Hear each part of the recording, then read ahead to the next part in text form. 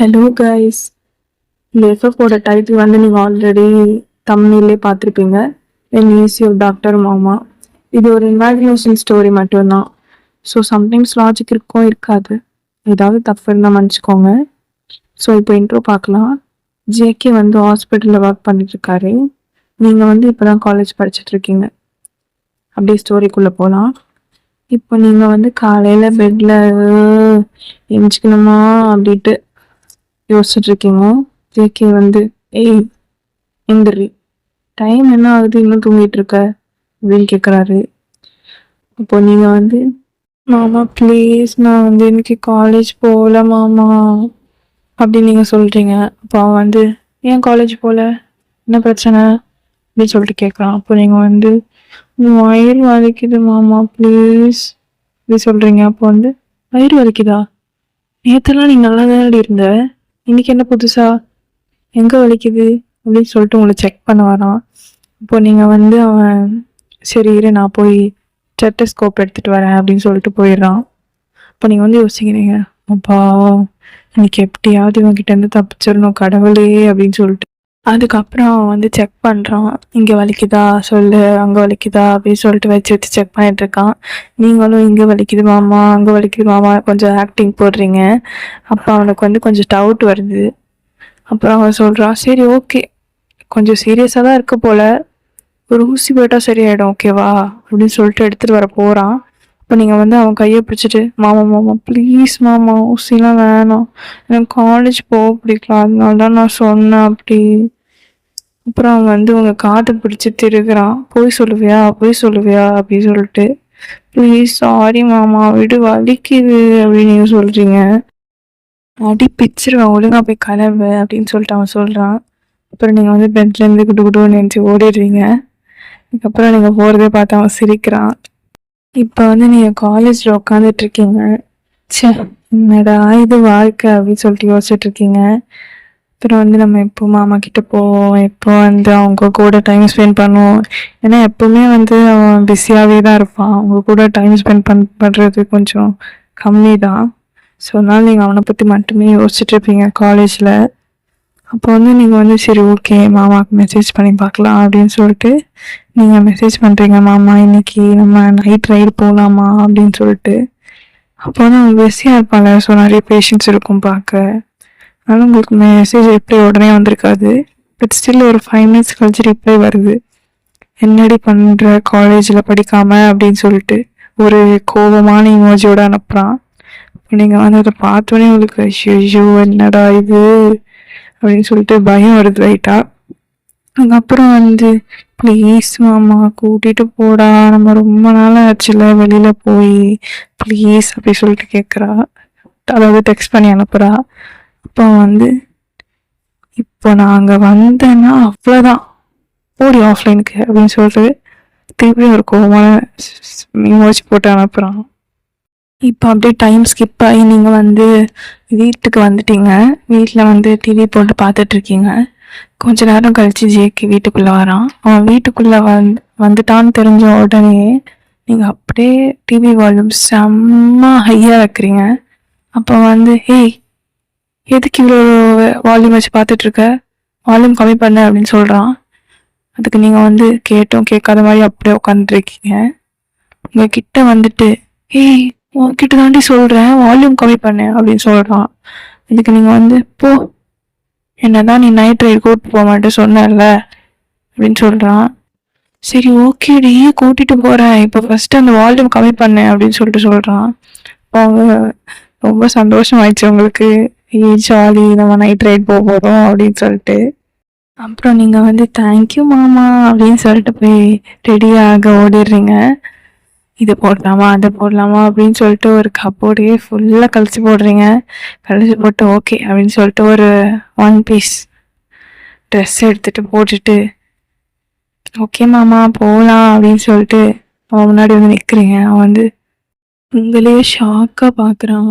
நீங்கள் வந்து அவ்வளோ அழகாக இருக்கீங்க. இப்போ நீங்கள் கேட்குறீங்க போகலாமா மாமா அப்படின்னு சொல்லி கேட்குறீங்க.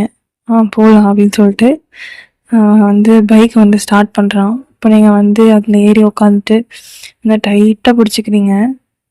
யூசுவலாக வந்து உங்களுக்கு ஸ்பீடாக போனால் பயம். ஸோ வந்து எப்போவுமே அவன் வந்து அவ்வளோ ஸ்பீடாக ஓட்ட மாட்டான். அதனால நீங்கள் எப்போவுமே சொல்லுவீங்க ஸ்பீடாக போனாலும், ப்ளீஸ் மாமா ஸ்லோவாக போ அப்படின்னு சொல்லிட்டு. அப்புறம் நீங்கள் வந்து அடிக்கடிக்கு சிக்காவீங்க. டக்கு டக்குன்னு இந்த மாதிரி பனினாலேயும், அப்புறம் இந்த ஐஸ்கிரீமு, சாக்லேட்ஸ் எல்லாம் சாப்பிட்றது வந்து யூசுவலாக அவன் அக்செப்ட் பண்ணிக்க மாட்டான் எப்போவுமே. அப்புறம் நீங்கள் வந்து தூரத்தில் ஒரு பானிபூரி கடை பார்க்குறீங்க. உங்களுக்கு பானிபூரினா அவ்வளோ பிடிக்கும். ஸோ அதனால் மாமா மாமா மாமா ப்ளீஸ் அங்கே பாரு வண்டி நிறுத்தேன், எனக்கு பானிபூரி வேணும் வாங்கித்தா அப்படின்னு சொல்கிறீங்க. அவன் வந்து அப்படி டக்குன்னு பிரேக் போட்டு நிறுத்திட்டான், ஏதோ ஆயிடுச்சு அப்படின்னு சொல்லிட்டு பயந்துட்டு. அப்புறம் வந்து உங்களுக்கு திட்டுறான், அடி பாவி, ஒரு பானிபூரிக்கா இப்படி பண்ண, இன்னும் கொஞ்சம் விட்டுருந்தா நம்ம 2 பேரும் இங்கே விழுந்திருப்போம் அப்படின்னு சொல்லிட்டு. அப்புறம் நீங்கள் வந்து ப்ளீஸ் மாமா வா வாங்கித்தா அப்படின்னு சொல்லி அவன் இறங்கிட்டு அவனை கூப்பிட்டு போகிறீங்க. அவனை வந்து உங்களுக்கு பானிபூரி வாங்கி தரான், நீங்களும் நல்லா சாப்பிட்றீங்க. அப்புறம் வந்து 2 பேரும் சேர்ந்து பீச்சுக்கெல்லாம் போயிட்டு நல்லா என்ஜாய் பண்ணுறீங்க. அப்புறம் வந்து ஐஸ்கிரீம் கேட்குறீங்க அவன்கிட்ட. அவன் வந்து ஐஸ்கிரீமா, டைம் என்ன ஆகுதுன்னு தெரியுமா, மணி 10 ஆகுது, இந்த நேரத்தில் யாராவது ஐஸ்கிரீம் சாப்பிடுவாங்களா, அதுவும் உனக்கு அடிக்கடி ஃபீவர் வரும் தெரியும்ல, ஐஸ்கிரீம்லாம் முடியாது அப்படின்னு சொல்கிறான். மாமா ப்ளீஸ் மாமா வாங்கித்தா, நீ வாங்கித்தனா நான் இங்கேயே உட்காந்துப்பேன் அப்படின்னு சொல்லிட்டு நீங்கள் அந்த மண்ணிலே உட்காந்துடுறீங்க. அவன் வந்து அப்படியே இந்த சைடு அந்த சைடு எல்லா சைடும் பார்க்குறான், ஐயோ மானம் போதே இப்படி மானத்தை வாங்குறாளே அப்படின்னு சொல்லிட்டு. அப்புறம் அவன் சொல்கிறான், சரி வாங்கி தரேன், பிடிக்காத இப்படி அப்படின்னு சொல்லிட்டு. நீங்கள் வந்து ஐ ஜாலி அப்படின்னு சொல்லிட்டு அவன் கையை பிடிச்சிட்டு குழந்த மாதிரி போறீங்க. அப்பயும் வந்து எனக்கு இந்த ஃப்ளேவர் வேணாம் அந்த ஃப்ளேவர் வேணாம் அப்படின்னு சொல்லிட்டு இருக்கீங்க. இப்போ நான் மண்டில் கொட்டினேன்னு வச்சுக்கோ, ஏன் நீ அவ்வளோதான், ஒழுங்கா ஏதோ ஒரு ஃப்ளேவர் வாங்கிட்டு வாடி அப்படின்னு சொல்கிறான். ஏன் நான் திட்டுறேன், போ எனக்கு ஐஸ்கிரீமும் வேணாம் அப்படின்னு சொல்லிட்டு அவன் கையை ஒத்துக்கிட்டு போறீங்க. அவன் வந்து ஏய் சும்மா தாண்டி சொன்னேன், அதுக்குள்ளே மேடம்க்கு அவ்வளோ கோவம் வரும், வா என்ன ஃப்ளேவர் வேணும் நீ சொல்லிட்டு கேட்குறான். நீங்கள் வந்து எனக்கு பட்டர்ஸ்காட்ச் ஃப்ளேவர் தான் வேணும் அப்படின்னு சொல்கிறீங்க. சரி ஓகே பட்டர்ஸ்காட்ச் ஃப்ளேவரே வாங்கிக்கலாம் அப்படின்னு சொல்லிட்டு வாங்கி தரான். உனக்கு வேணாமா மாமா அப்படின்னு சொல்லிட்டு கேட்குறீங்க.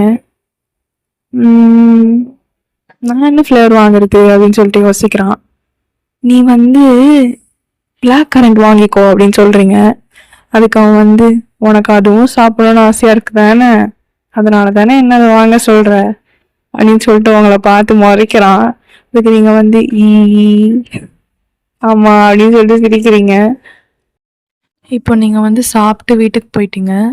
அடுத்த நாள் காலையில் அதே மாதிரி அவன் வந்து எழுப்புறான், ஏந்திரி காலேஜ் போகணும் அப்படின்னு சொல்லிட்டு.